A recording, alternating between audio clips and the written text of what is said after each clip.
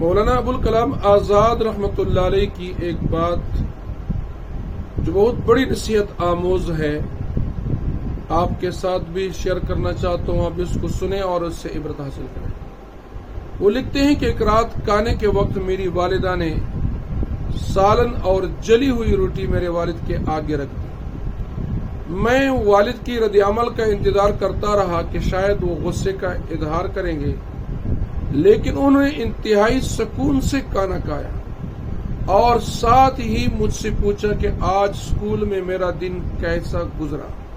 مجھے یاد نہیں کہ میں نے کیا جواب دیا، لیکن اسی دوران میری والدہ نے روٹی جل جانے کی معذرت کی۔ میرے والد نے کہا کوئی بات نہیں، بلکہ مجھے تو یہ روٹی کھا کر مزہ آیا۔ اس رات جب میں اپنے والد کو شب بخیر کہنے ان کے کمرے میں گیا تو ان سے اس بارے میں پوچھ ہی لیا کہ کیا واقعی آپ کو جلی ہوئی روٹی کھا کر مزہ آیا؟ انہوں نے پیار سے مجھے جواب دیا، بیٹا ایک جلی ہوئی روٹی کچھ نقصان نہیں پہنچاتی مگر تلخ رد عمل اور بدزبانی انسان کے جذبات کو مجروح کر دیتے ہیں۔ میرے بچے، یہ دنیا بے شمار ناپسندیدہ چیزوں اور لوگوں سے بری پڑی ہے۔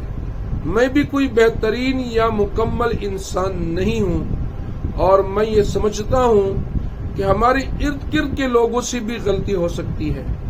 ایک دوسرے کی غلطیوں کو درگزر کرنا، رشتوں کو بخوبی نبھانا اعلی ظرفی کا مظاہرہ کرنا ہے۔